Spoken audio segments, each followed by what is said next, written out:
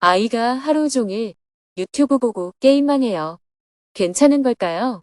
2025년 11월 27일 한일수교 60주년 기념 행사 일본 도쿄 증문즉설 강연. 안녕하세요. 오늘은 일본 도쿄에서 한반도의 평화를 위해 일본의 원로 정치인들을 만나고 일본인들과 한국 교민들을 위해 증문즉설 강연을 하는 날입니다. 스님은 새벽 수행과 명상을 마친 후 5시 30분에 숙소를 나와 도쿄로 이동하기 위해 오사카역으로 향했습니다. 6시 8분에 오사카역을 출발하는 신칸센 기차를 타고 도쿄로 향했습니다. 강연을 준비하는 활동가들도 스님과 함께 기차를 타고 이동했습니다. 약 2시간 30분을 달려 오전 8시 34분에 도쿄역에 도착해 곧바로 약속 장소로 이동했습니다. 약속 장소에서 일본 정부 관계자와 만나 북한과 일본의 관계 정상화를 위한 방법에 대해 여러 이야기를 나누었습니다. 10시 30분에 미팅을 마치고 다음 미팅 장소로 이동했습니다. 11시부터는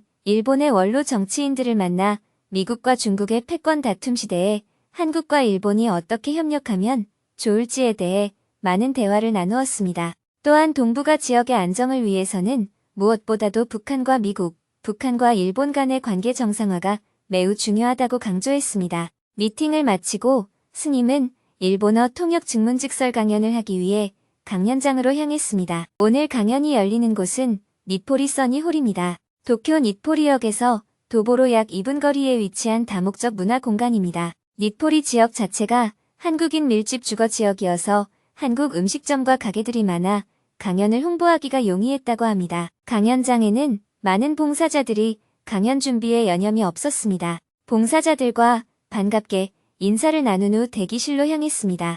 강연을 시작하기 전에 니와노 평화재단의 니와노 히로시 이사장, 오코치 스님과 차담을 나누었습니다. 그동안의 안부를 주고받은 후 두북수련원에서 농사지은 햅쌀을 선물했습니다. 오후 2시가 되자 강연에 앞서 한일수교 60주년 기념행사를 진행했습니다. 먼저 스님이 한일수교 60주년을 맞아 기념 축사를 했습니다. 올해는 한국과 일본이 수교를 맺은 지 60주년이 되는 해입니다. 지난 2000여 년 동안 한국과 일본은 서로 이웃하며 관계를 맺어왔습니다. 그 세월 동안 좋을 때도 있었고 나쁠 때도 있었습니다. 물론 불행한 과거 역사도 존재합니다. 그러나 우리는 그러한 과거를 넘어 1965년에 관계 정상화를 이루었습니다. 지난 60여 년 돌아보면 한국과 일본은 서로 협력하면서 많은 발전을 이뤄왔습니다. 그 과정에서 항상 좋은 관계만 유지한 것은 아니었습니다. 좋고 나쁜 부침을 여러 번 겪어왔습니다. 그러나 이제 세계는 미국과 중국의 패권 경쟁 시대에 접어들었습니다. 한국과 일본은 다행인지 불행인지 그 사이에 위치해 있습니다. 이러한 강대국들 사이에서 한국과 일본은 과거의 문제를 넘어 미래를 위해 서로 협력하는 것이 상호 이익이 된다고 볼 수 있습니다. 한일수교 60주년 과거를 넘어 미래로 함께 나아가길. 한국과 일본은 올해 새로운 정부가 들어섰습니다. 과거라면 두 정부의 성격으로 봐서 국가 간 갈등이 심해질 위험이 있었습니다. 그러나 국제정세의 변화 속에서 양국의 새로운 정부가 모두 한일 관계에 대해 비교적 우호적인 태도를 보이고 있는 점은 정말 다행스러운 일입니다. 그래서 저는 앞으로 두 나라의 관계가 안정적으로 발전해 갈 것이라고 생각합니다. 한일 관계가 나빠지면 이를 개선하기 위해 노력해온 많은 분들이 어려움을 겪을 수밖에 없습니다. 가장 어려운 분들은 한일 간 결혼을 한 분들일 것입니다. 그 다음은 한일 관계에서 사업을 하는 분들입니다. 앞으로는 이런 분들의 어려움이 없도록 우리가 함께 노력해야 할 것입니다. 오늘은 여러분과 대화를 나누기 전에 한일 관계 정상화 60주년을 축하하는 뜻에서 간단한 축하 인사말을 듣는 자리를 마련했습니다.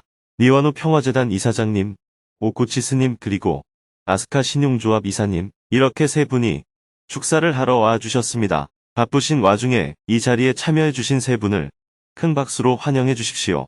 앞으로 한일 관계가 더욱 발전해 나갈 수 있도록 다 함께 노력해 나갑시다. 감사합니다. 이어서 2014년부터 법륜 스님의 활동을 다양한 방면에서 응원해온 아스카 신용조합의 윤건인 이사가 축사를 해주었습니다. 저는 불교 신자도 아니고 특별한 종교 활동을 하고 있는 사람도 아닙니다. 2014년 정토회 측에서 법륜 스님의 특별 강연회를 열고 싶다며 저희에게 장소를 빌려줄 수 있느냐는 요청을 주셨습니다. 그 인연으로 스님을 처음 뵙게 되었고 저희 아스카 신용조합 강당에서 강연이 열렸습니다. 그때 처음으로 저는 증문즉설을 접하게 되었습니다. 정말 놀라웠습니다. 스님의 말씀이 너무도 편안하고 유머러스하며 무엇보다도 알기 쉽고 명쾌했습니다. 그 이후로도 몇 차례 스님의 강연에 참석했고 스님의 저서도 여러 권 읽으며 인연을 이어왔습니다. 벌써 10년이 넘은 것 같습니다. 저는 금융기관에서 일하고 있지만 이런 저에게도 스님의 말씀과 저서는 늘 큰 울림이 있었습니다. 올해는 특히 한일 국교 정상화 60주년이자 제2차 세계대전 종전 80주년이라서 매우 뜻깊은 해입니다. 이러한 시기에 우리는 전쟁이 다시는 일어나지 않도록 평화의 길을 선택해야 한다고 생각합니다. 법륜 스님께서 일상적인 삶의 문제뿐만 아니라 이러한 국제적 문제에도 관심을 가지고 평화를 위해 꾸준히 활동하고 계신 점에 깊은 감명을 받았습니다. 앞으로도 이러한 활동이 더욱 확대되어 우리 모두에게 희망을 주는 계기가 되기를 진심으로 바랍니다. 다음은 아이넵의 멤버인 오코치 스님이 축사를 했습니다. 저는 1980년경 인도 차이나 난민 문제가 발생했을 당시부터 불자로서 국제 협력과 난민 구호 활동에 참여해 왔습니다. 그때부터 여러 인연을 통해 아이넷과 함께 다양한 활동에 관여해 왔습니다. 일본에서는 불교에 대해 주로 장례식 등 의례 중심의 종교라는 이미지가 강하지만 아이넷은 불교의 가르침에 입각하여 사회 문제에 적극 참여하는 활동을 전개하고 있습니다. 이러한 점에서 볼 때 법륜 스님께서 종교를 불문하고 인간과 생명의 본질적 가치를 근간으로 사회와 함께 활동하고자 하는 실천은 정말 훌륭하다고 생각합니다. 앞으로도 한일 관계가 더욱 좋아지고 나아가 더 큰 평화로운 미래를 함께 만들어 갈 수 있는 실천적 활동을 여러분과 함께 이어가기를 바랍니다. 이어서 니와노 평화재단의 니와노 히로시 이사장이 축사를 했습니다. 한일 국교 정상화 60주년을 기념하는 오늘 이 법회가 열리게 된 것을 진심으로 축하드립니다. 저와 법륜 스님의 인연은 2020년 제37회 니와노 평화상을 수여하게 되면서 시작되었습니다. 법륜 스님과의 인연이 지금까지도 계속 이어지고 있음에 감사하게 생각합니다. 법륜 스님의 삶은 매우 검소하고 소박합니다. 직접 농사를 지으며 자급자족의 삶을 실천하고 계십니다.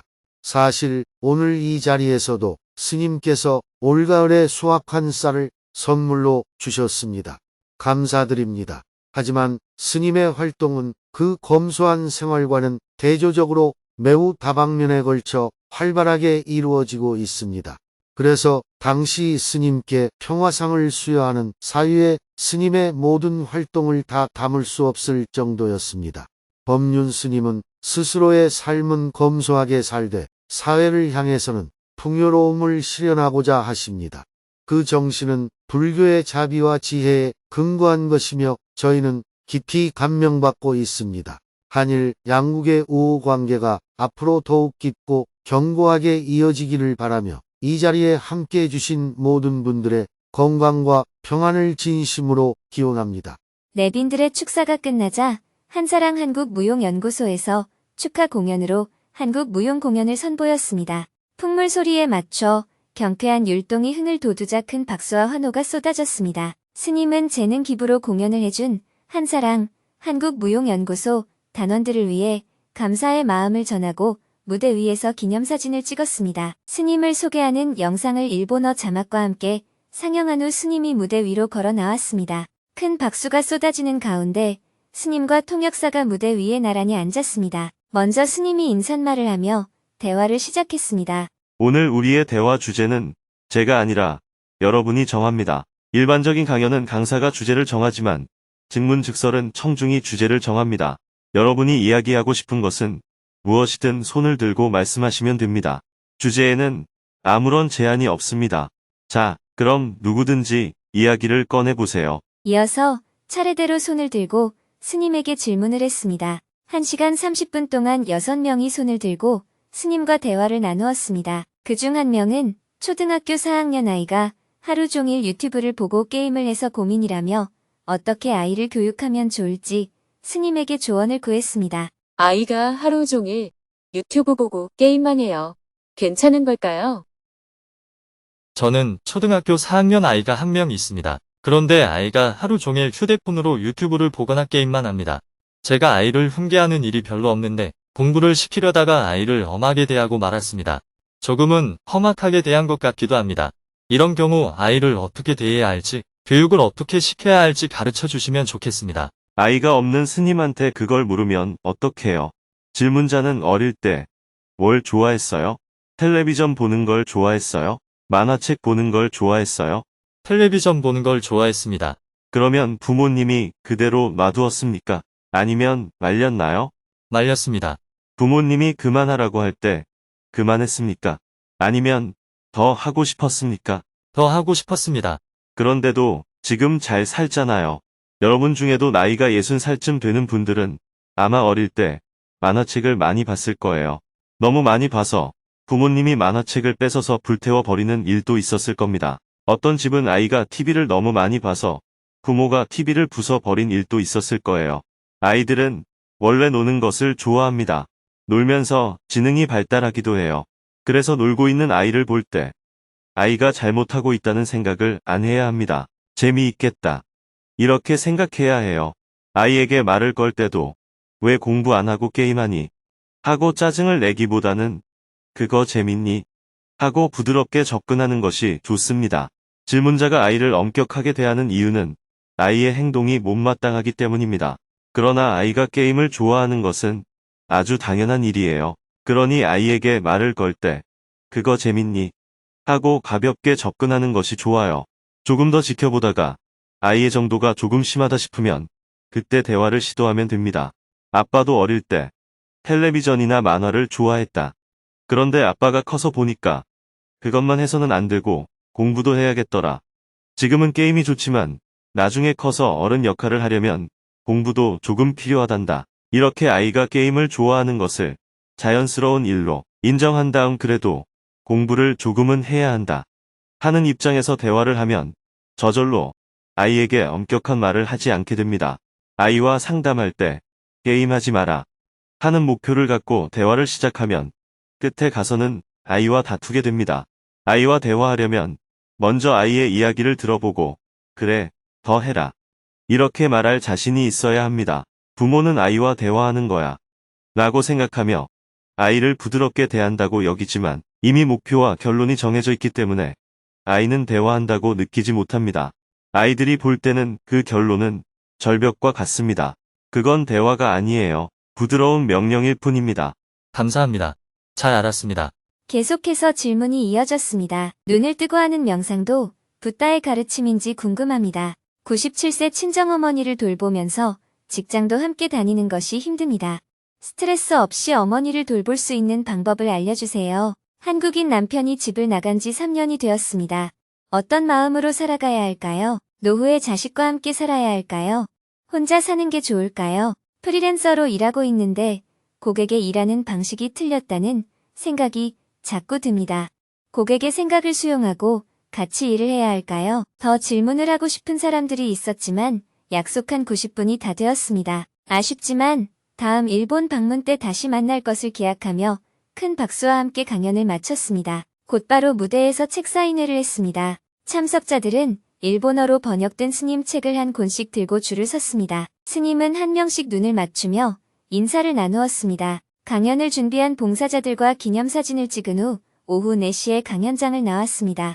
곧바로 다음 미팅 장소로 이동했습니다. 북일 관계 개선을 위해 관련 정부 관계자와 미팅을 진행하고 저녁 6시에 다시 강연장으로 돌아왔습니다. 대기실에서 도시락으로 저녁 식사를 한 후 7시가 되어 강연장으로 향했습니다. 저녁에는 한국 교민들을 위한 증문즉설 강연이 니포리서니올에서 열렸습니다. 한국 교민 350여 명이 자리한 가운데 저녁 7시가 되자 스님을 소개하는 영상이 상영되었습니다. 영상이 끝나자 스님이 무대 위로 걸어 나왔습니다. 큰 박수와 환호가 쏟아졌습니다. 스님이 환한 웃음을 보이며 인사말을 건넸습니다. 여러분은 일본에 살고 있으니까 한국이 가까워서 외국에 사는 한국 교민으로서의 특징이 별로 없어 보입니다. 하지만 미국이나 호주 같은 곳에 사는 한국 교민들의 이야기를 들어보면 외국 생활을 20, 30년 하다 보니 고향에 계신 늙은 부모님이 돌아가실 때가 다 되어 가는데 가서 마지막 시봉을 해야 할지 아니면 자기 일을 계속해야 할지 하는 고민들을 많이 합니다. 그런 점이 한국 안에서 받는 질문과 조금 차이가 있어요. 이런 질문을 받으면 저는 여기서는 부모를 돌보지 않으면 불효 같겠지만 막상 한국에 가면 부모가 갈등을 일으킬 확률이 높다고 말합니다. 며칠 부모님을 돌보다가 성격이 맞지 않아서 싸우고 괜히 왔다고 후회할 확률이 높아요. 그러니 너무 효자인 척하지 말고 본인이나 잘 살라고 말하죠. 외국에 오래 살면 생기는 마음의 짐, 어떻게 풀 수 있을까요? 부모님이 마음에 걸리면 용돈을 보내드리고 자주 전화해드리면 됩니다. 그래도 마음에 걸리면 1년에 몇 번씩 방문하는 것이 고향에 가서 같이 사는 것보다 낫습니다. 제가 이렇게 말하면 대부분의 사람들이 스님은 자식도 없고 혼자 사니까 그런 말씀하시는 것이지 가족이 있으면 그러지 못해요 하고 말합니다. 하지만 부모님 곁에 가서 있어 보면 제 말이 대체로 맞습니다. 그래서 나중에 스님 말씀이 맞습니다 라고 합니다. 그러면 저는 농담으로 저는 맞는 말만 합니다. 이렇게 말해주죠. 혼자 살면 외롭고 둘이 살면 귀찮고 바쁘면 쉬고 싶고 쉬면 뒤처지는 것 같고 그래서 이러지도 못하고 저러지도 못하는 게 우리 인생입니다. 그런 인생 이야기든 세상 이야기든 무엇이든 좋습니다. 주제 제한 없이 자유롭게 대화해 보겠습니다. 이어서 사전에 질문을 신청한 분들부터 차례대로 대화를 나누고 현장에서도 질문을 받았습니다. 2시간 동안 10명이 스님에게 질문을 했습니다. 그중 한 명은 오랜 해외 생활 끝에 찾아온 고향에 대한 그리움을 털어놓았습니다. 해외 생활 18년. 고향이 자꾸 생각납니다. 저는 고향 경주를 떠나 타향살이를 18년째 하고 있습니다. 경주에 살 때는 경주가 너무 좁고 작아서 그곳을 벗어나고 싶다는 일념으로 서울에 있는 대학에 갔습니다. 서울에서 살다 보니 한국이라는 나라도 저에게는 좁게 느껴졌고 해외로 가고 싶다는 생각을 했어요. 그래서 당시 제게 가장 친숙했던 일본으로 오게 되었습니다. 막상 타향살이를 18년 동안 해보니 다시 고향으로 돌아가고 싶다는 마음이 커집니다. 스님께서도 세계 각지를 돌아다니시잖아요. 고향에 대한 그리움을 어떻게 다스리면 좋을지 스님의 고견을 여쭙고 싶습니다. 고향에 가고 싶으면 가면 되고 여기가 좋으면 여기서 살면 되지. 왜 그런 고민을 해요? 둘이서 살면 귀찮고 혼자 살면 외로운데 어떻게 하면 좋습니까? 하는 질문하고 똑같습니다. 둘이 살면 부딪히니까 귀찮은 게 당연하고 혼자 살면 외로운 게 정상입니다. 이런 경우에 제가 늘 하는 말이 당신이 좋을 대로 하세요. 입니다. 수행이란 둘이 살아도 귀찮지 않고 혼자 살아도 외롭지 않은 것입니다. 즉 이래도 좋고 저래도 좋다 하는 관점을 갖는 것이 수행이에요. 고향에 가고 싶으면 가면 되잖아요. 경주가 그렇게 먼 곳도 아닌데 그게 무슨 큰일이라고 고민을 하나요? 가고 싶으면 잠깐 갔다 오면 되죠. 오늘 밤 2시 비행기를 타면 서울에 4시 반에 도착합니다. 서울에서 경주까지 KTX를 타면 2시간이면 가요. 경주에서 저녁까지 놀다가 저녁에 KTX를 타고 다시 서울로 올라와서 서울에서 새벽 2시에 도쿄행 비행기를 타고 돌아오면 아침에 출근할 수도 있습니다. 하루만 있으면 되는 일인데 그게 무슨 큰일이라고 고향이 그립다 는 소리를 하나요? 아무 일도 아닌 걸 갖고 괜히 문제를 삼고 있는 건 아닐까요? 제가 어리석었습니다. 집이란 우리를 보호하는 안온한 곳입니다. 그러나 동시에 집은 나를 속박하는 굴레이기도 합니다. 두 가지 성격을 다 갖고 있어요. 나를 보호하려면 바닥을 정리하고 벽을 세우고 위를 막아야 하죠. 위도 막히고 옆도 막히고 아래도 막힌 것은 바로 감옥 아니겠습니까? 즉, 집은 안온하고 보호받는 곳인 동시에 감옥이고 굴레라는 성격도 함께 갖고 있는 것입니다. 고향도 마찬가지입니다. 고향은 안온한 곳이죠. 고향을 떠나면 나그네라고 하잖아요. 나그네는 보호받지 못하기 때문에 쓸쓸합니다. 그런데 고향에 있으면 눈치를 봐야 합니다. 부모님도 계시고 형님도 계시고 이웃도 있어서 간섭이 많아요. 그래서 그 굴레에서 벗어나고 싶어서 질문자는 경주에서 서울로, 서울에서 도쿄로 왔을 겁니다. 고향을 벗어나면 벗어날수록 그에 비례해 외로움이 커집니다. 하지만 고향으로 돌아가면 반대로 굴레도 커져요. 친구 아버지가 돌아가셨다. 친구 아들이 결혼한다며 경조사비만 한 달에 몇십만 원이 들어갑니다. 외면하면 욕을 얻어먹습니다.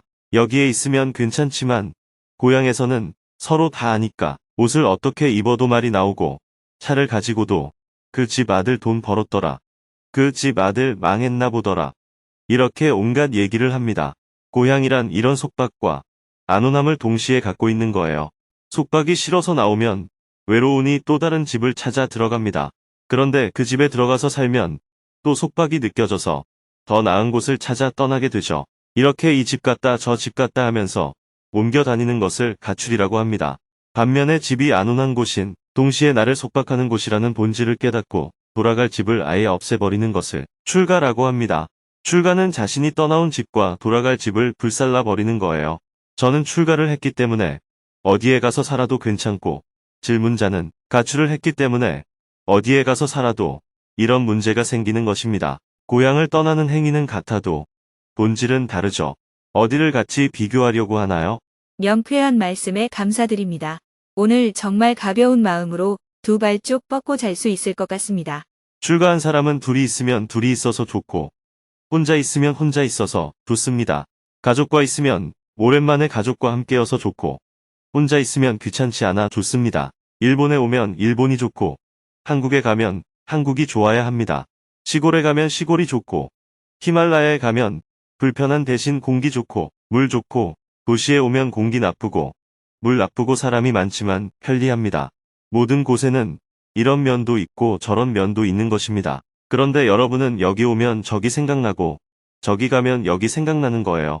처녀 총각 때는 결혼하는 게 소원이지만 결혼하고 나면 혼자 사는 게 부러워 보입니다. 젊을 때는 나이 든 게 좋아 보이고 나이 들면 또 젊은 게 좋아 보여요. 젊을 때는 맨날 나이를 올려서 내가 형님이다. 내가 누나다. 그러는데 나이 들면 어때요? 맨날 나이를 깎습니다. 늙으면 늙어서 좋고 젊으면 젊어서 좋은 것이니 그때가 좋은 줄을 알아야 합니다. 그런데 우리는 어릴 때는 나이 든 걸 부러워하고 나이 들면 젊은 걸 부러워하죠. 나이 들어서 젊은 걸 부러워하지 말고 젊을 때 젊은 것을 즐기면 좋지 않을까요? 결혼한 뒤에 혼자 사는 걸 부러워하지 말고 혼자 살 때 혼자 사는 걸 즐기는 게 낫지 않을까요? 헤어진 뒤에 남편이나 아내를 그리워하지 말고 있을 때 잘해주면 되지 않을까요? 여러분이 그게 잘 안 되니까 여기 온 거겠죠. 부처님의 가르침은 지금 여기에 깨어있기입니다. 지금 여기, 바로 이 순간의 나에 대해 알아차리라는 뜻입니다. 그런 의미에서 지금이 가장 좋을 때예요. 어제는 어제가 제일 좋았고 오늘은 오늘이 제일 좋고 내일은 내일이 제일 좋습니다. 밥 굶는 날은 다이어트에 좋고 밥 먹는 날은 배불러서 좋습니다. 이렇게 생각하는 것이 긍정적인 사고입니다.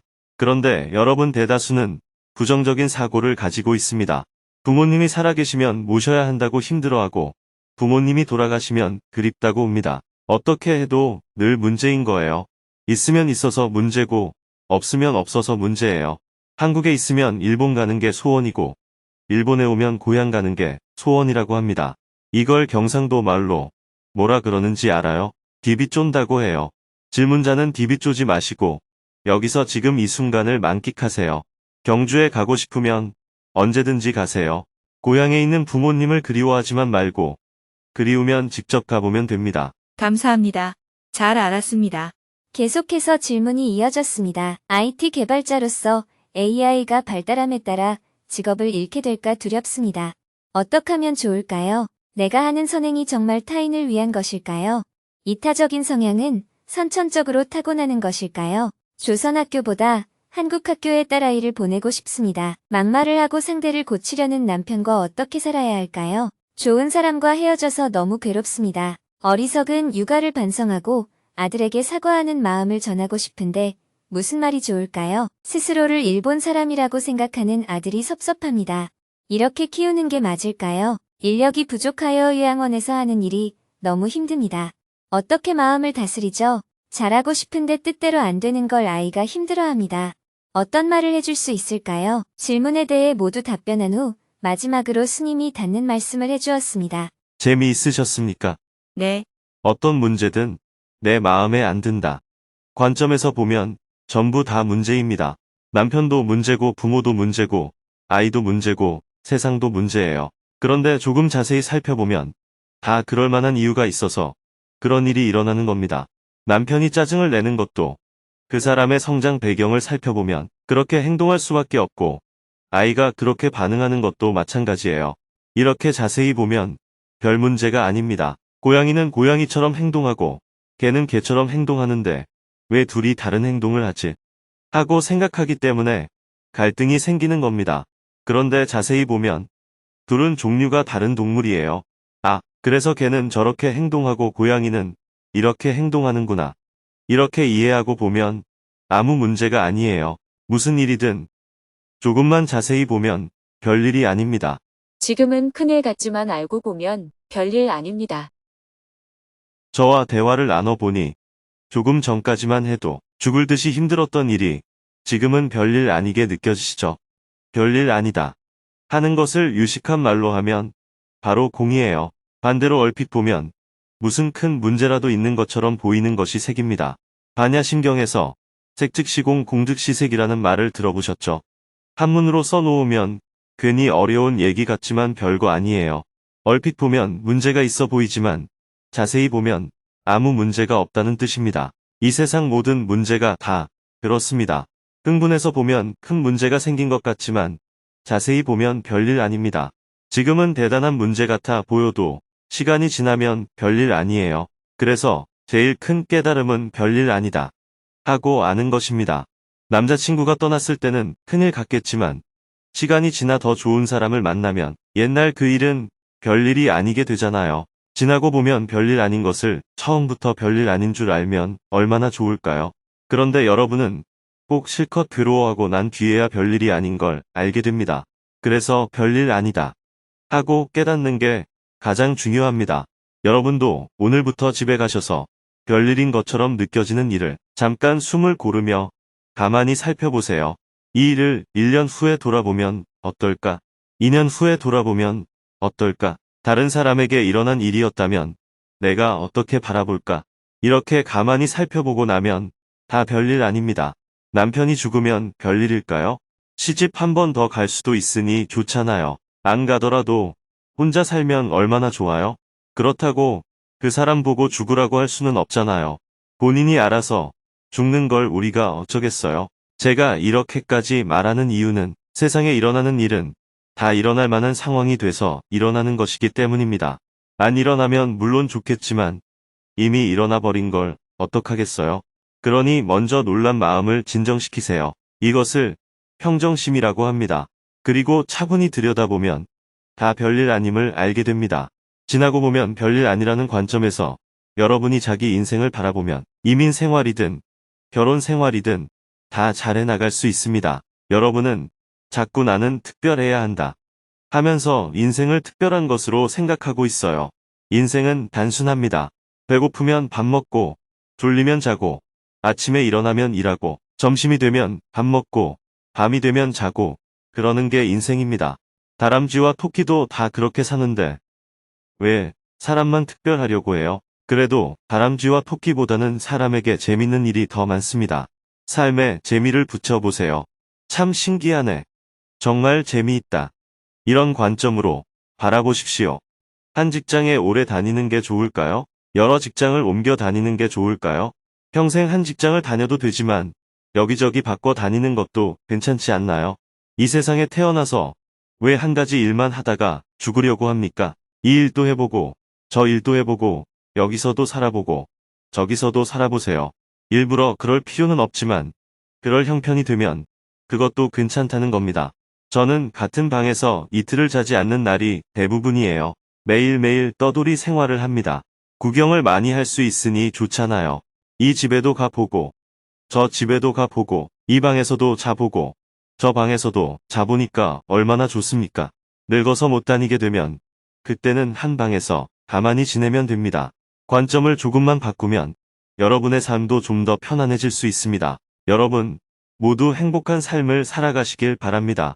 큰 박수와 함께 강연을 마쳤습니다. 밤 9시가 넘었습니다. 곧바로 무대 위에서 책 사인회를 시작했습니다. 많은 분들이 길게 줄을 서서 스님과 눈을 맞추며 감사의 마음을 전했습니다. 마지막으로 봉사자들과 기념사진을 찍었습니다. 도쿄 파이팅!